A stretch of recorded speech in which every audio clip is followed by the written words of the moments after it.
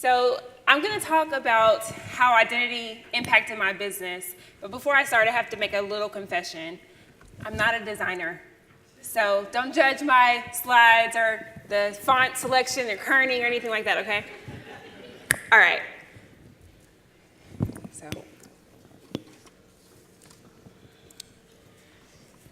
So as I prepared for this talk, I asked a question to a lot of people around me. And the question was, who are you? And I'm around a lot of kind of type A personalities, and so they wanted me to narrow that question for them. They were saying, do you mean, what do I do? You know, they were having difficulty answering this question. And it can be a really tough question to answer because it's a personal one, and it can be a really hard one. And it's something that I think we should all really think about, that question of who are you? It's a question that which answer guides every decision you make. The ways you spend your time, the people you care about, the life you lead, and in this case, in the case of this audience, the ways in which you design. By way of definition, identity is the fact of who you are. Now, we know facts are grossly undervalued these days with clickbait and fake news and all of that. But the facts that make up who you are yours to own and to live by. So this is who I am. I am Burks. I'm a young Black woman. I believe in God and feel God's power and grace in my life every day. I'm a person who loves my family really, really hard. And I spent my formative years in the South, so as I keep talking, you'll probably hear a little Southern drawl in my voice. And I love sweet tea, by the way. Got that from the South as well. I came into my own at Howard University, and I learned a lot about who I am being at that historically Black college. I'm loyal. I'm a great friend. I'm an entrepreneur. I'm a person who loves to solve problems. I'm a curious human being, sometimes too curious for my own good. But getting clear on who I am and who I am not has made all the difference for me as I've tried to navigate my career so far. And I'm challenging everyone here to really think about who you are and your own answer to this question.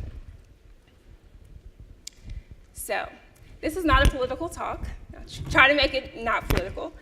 But in addition to surveying folks about who they are, I've been asking people if they feel a heightened sense of awareness of their own identity and the identities of the people around them now that Donald Trump is in office. And overwhelmingly, the answer to that question has been yes. Regardless of your political beliefs, the heightened awareness has impact. If you are a woman, if you're a minority, if you're an immigrant, if you're someone who has handicaps or debilitating health concerns, and even if you are an able-bodied, straight white man, as long as you give a damn about any of those other groups, you know that there is a heightened sense of awareness around identity these days. I think there's a positive in that. The positive part of that is that we're talking more about these issues that can be kind of tough to discuss. And they can be extremely stressful. I don't know about you, but I've been feeling more stress lately. But, you know, what's interesting to me is that people who maybe have never engaged in these types of conversations and have never advocated on behalf of groups of people that are not like themselves are now really waking up to the reality of our world. We had 8 years of a Black president, and some people said that meant we were in a post-racial society. And I think it's become very clear that we are not. And so it's interesting to see that people are now more involved in these conversations. So I said this is not political talk, but I wanted to set that framework because I think it's really important to how we move about our lives, and in particular, how we move about our careers. The backdrop that we wake up to every day is impactful. But a lot of what we're seeing, it really comes down to this simple idea. The idea that who you are, your own facts that define who you are sometimes and oftentimes very different than what other people who you're coming into contact with see and what they think, their preconceived notions. And the gap between the facts of who you are that you know to be true and the ways in which people see you often occurs because generalizing is easy. It's a lot simpler to make generalizations about people.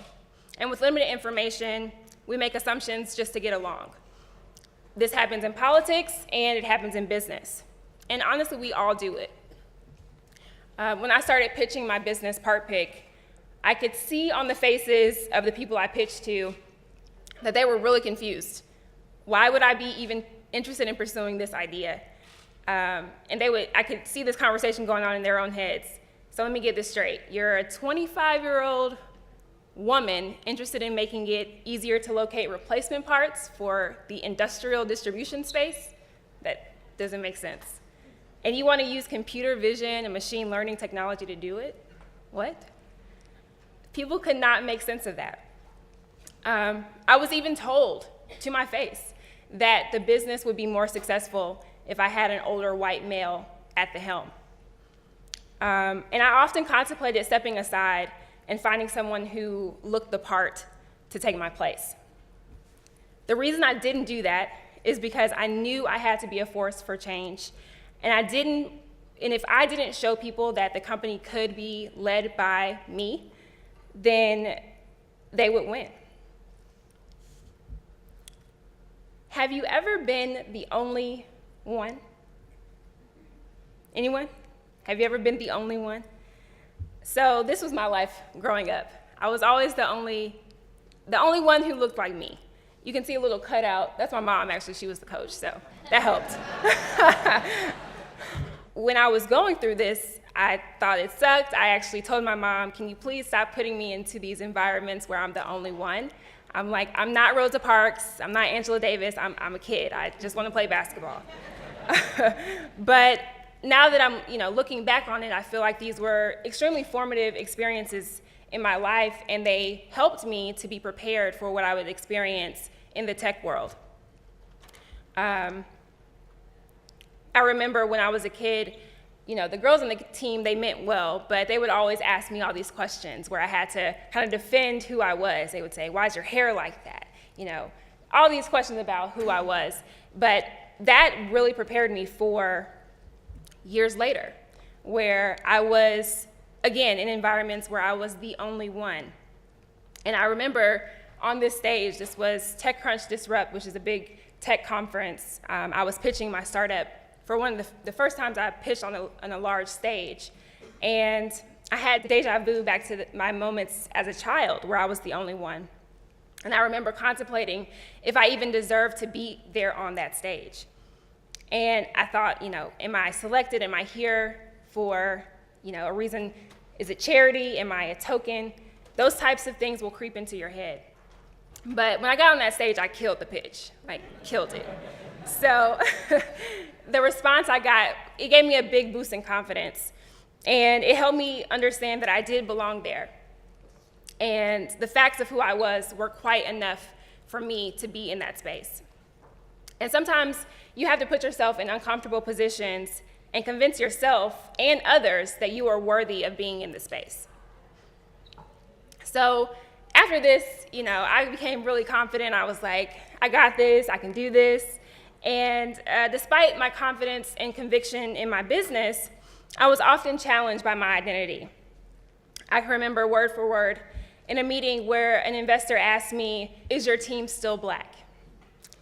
And I looked at myself and I looked at my co-founder and I'm like, yeah, it's not really something we can change. And I was pretty much stunned by the question. But I began to understand why that was being asked. The investor felt that a majority Black leadership team was too risky.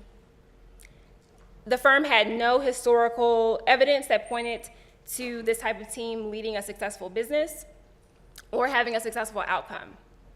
And it was a hard pill for me to swallow that my identity was a determining factor on whether or not they'd be willing to invest and take a bet on my business. I was pretty certain that all white teams were never approached with this question, but this was a real wake-up call for me. But in that situation, instead of doubting myself and my team, I reminded myself of who I was and why I was pursuing PartPic in the first place. I had two anchors, I call them anchors, who made me constantly believe that I could do it in spite of all the external doubt.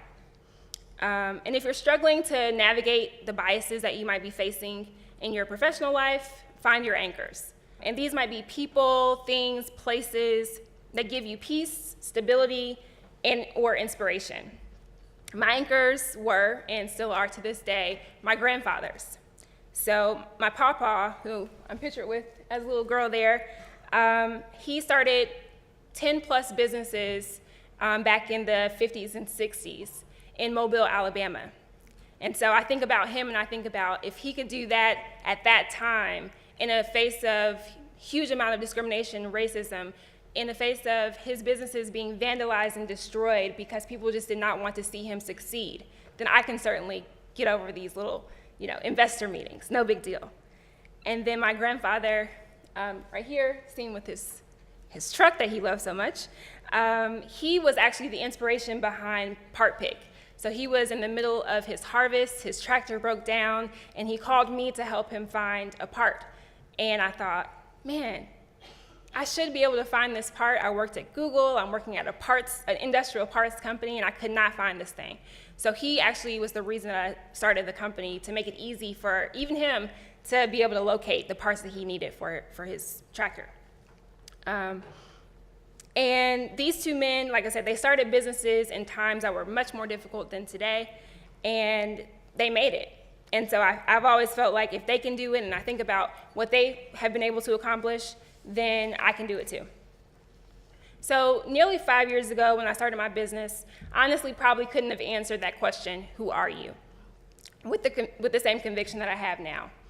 Starting PartPic helped me, or forced me, into defining the facts of my being because my identity was challenged on a very regular basis. But in order to recruit, lead, and develop a team, I needed to know who I was and understand my strengths and my weaknesses. In order to not completely lose my way and my self-esteem after hundreds of no's while I was attempting to court investors and customers for my company, I had to know who I was and why I was the best person in the world to start and grow PartPic. And in times of extreme doubt, I'd be given very random reminders of the importance of remaining grounded in who I am. For example, this picture was taken last year on a visit to the Western Wall in Israel. And prior to this picture being taken, I'd become almost jaded, honestly, by the truth of my identity, seeing it as an obstacle that I had to work around. In fact, the night before this picture was taken, I was on a late night call with investors trying to negotiate a more reasonable deal, knowing that the value of my company was being really discounted, and a lot of it, in my mind, based on the identity of my team. But this moment kind of changed that mindset for me. It was my identity that drew this group of schoolgirls to me. They had no idea who I was or why I was there, but it was a magnetic energy that they felt, and all just kind of bum rushed me, asking me questions about where I was from, what did I do, and ending the conversation by telling me that they were inspired by me.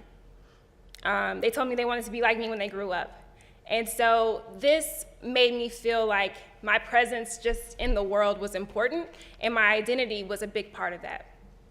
So when you get clear on who you are and understand that how you see yourself may not be equivalent to how others see you, but you must remain steadfast by finding the anchors in your life that will keep you inspired and grounded, you'll begin to realize that there are literally no limits to what you can do and what you can achieve. And I've adopted this as a mantra: the limit does not exist. If anyone's ever seen Mean Girls, anyone? Okay. The limit does not exist. So this is my idea, that literally there are no limits except perhaps the ones that I create in my own head, and I can easily dispel those. So as you all navigate your careers and design, I hope that you all take this on as a mantra as well. There are no limits. So these are my brothers, Miles and Preston, and they have been in coding and robotics camps for the last 3 summers. I'm trying to breed them to be the next batch of engineers for my next startup. But I'm also really interested in instilling in them that there are no limits. And hopeful that they will never be questioned for things about their identity that they cannot control. And I'm asking all of you, since I have your attention, to join me in making sure that the people, the places, the things that you touch are not impacted or affected by the pieces of our identity that we have no control over. But instead, we are growing teams, growing companies that are diverse, that are colorful, that bring all different types of identities to the table. So with that, I will end. Thank you all so much, and we'll have Q&A. That moment when you said you were with those younger people and how they said, oh, I wanted to be like you when I grew up. I was like, oh, what a nice moment to have in life. By the way, 347-508-0224 with your question. Just text your question, 347-508-0224. We have 12 minutes and 50 seconds. Okay, so while I'm waiting for more questions, let's see here. By the way, here we have area code 616 is asking, what was the name of that camp in Detroit? Haj's. Brand Camp U. Yep. So honestly, I think probably a month or 2 away from selling my company when I came to that event, and I don't remember anything about it. Busy. It was great. I met you, lots of nice speakers, but my mind was totally somewhere else. Okay. So. Jewel posted on design.blog when we were launching a design blog focusing on tech and inclusion. And Jewel wrote an essay that just had so many views. It just resonated with people, so thank you for doing it, about your experiences in Silicon Valley. By being in Silicon Valley for 3 years, I could see that there was a lot of bias in the system. And I'm glad conversations are happening now publicly, but there's a lot more work to do. But this story that Jewel described really gave me a lot of perspective around, like, you are someone who grew up knowing that you had to be a certain way. Your mom, amazing. Wow, what a mom. Yeah. And you were EIR at Google.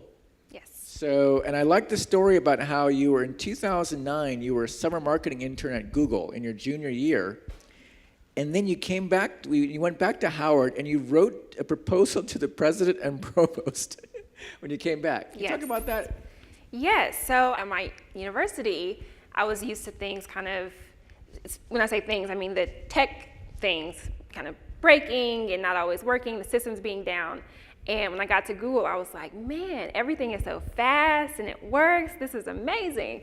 So I learned about Google for Education, which they offer free email and collaboration tools for universities.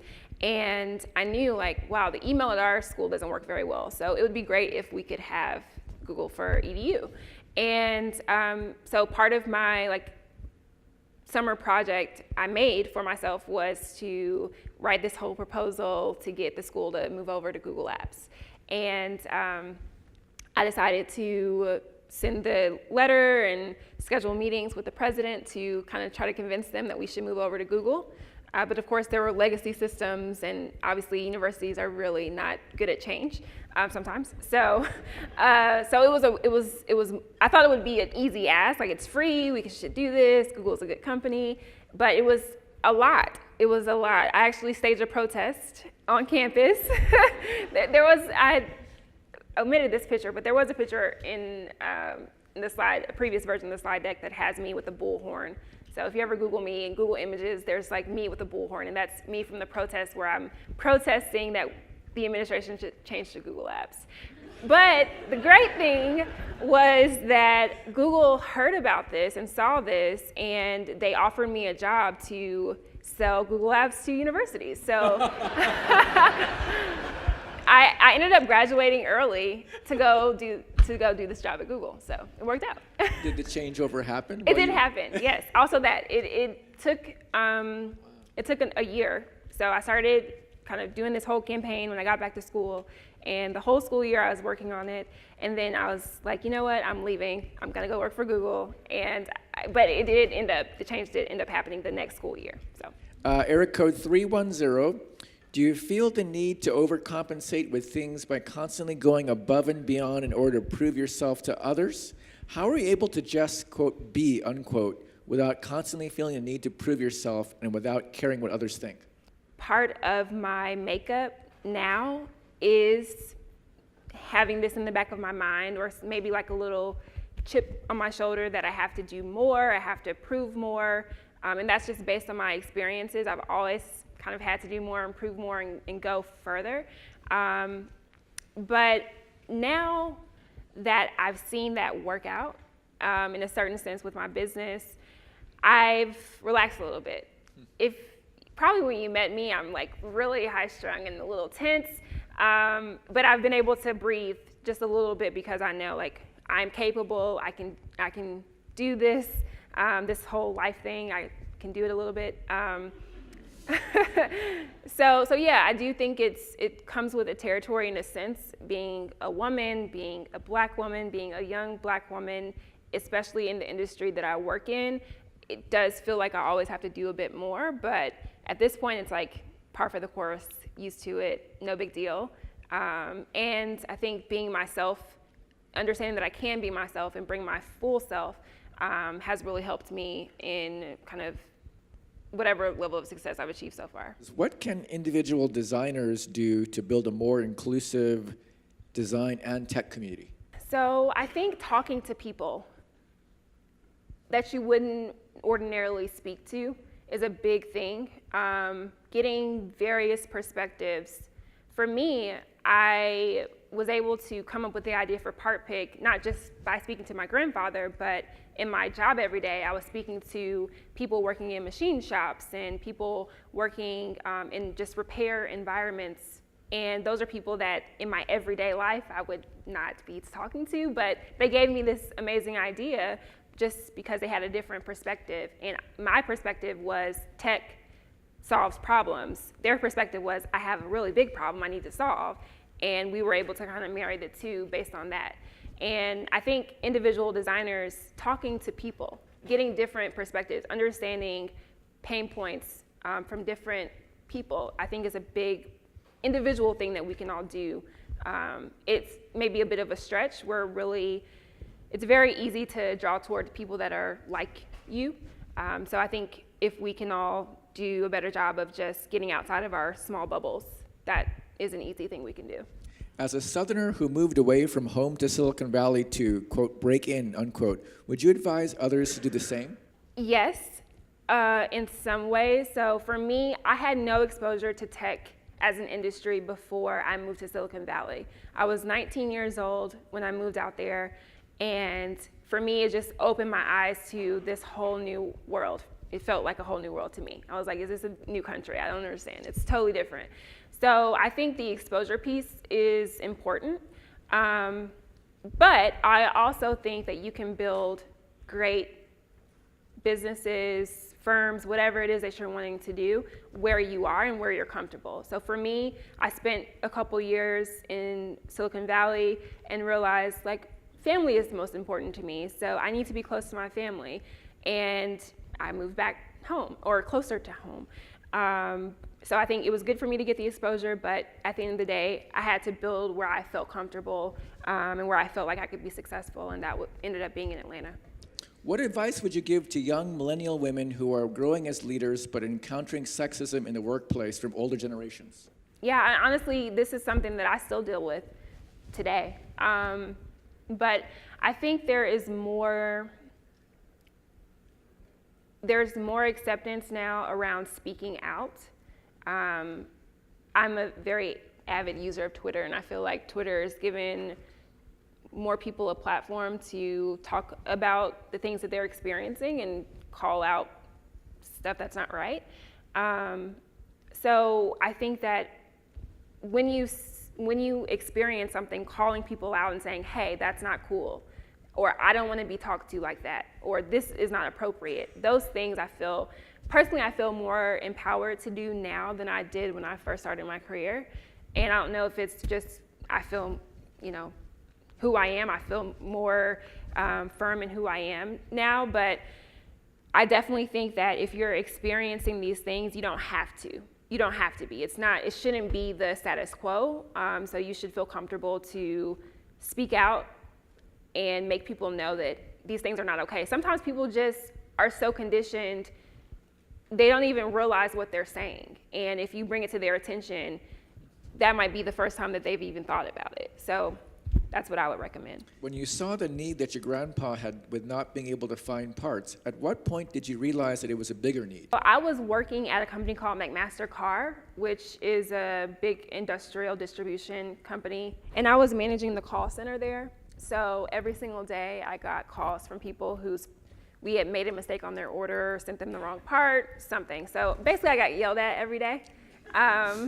And in that, thousands and thousands of calls, I started to see a trend, which was people have a difficult time describing the part that they want to buy, and they need a better way to search for it. And the traditional kind of big catalogs are not the way to find things anymore. We use our phones, right? So why can't we apply this visual search technology to the space? And so yeah, I saw it, heard, felt the problem every single day at work. And then when my grandfather called me, I was like, he has a problem too? Okay, I gotta fix it. That's just like the straw that broke the camel's back. I had to fix it for him. So yeah.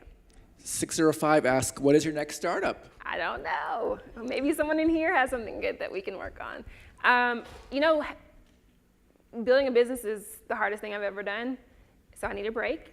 But I'm right now really focused on helping other startups.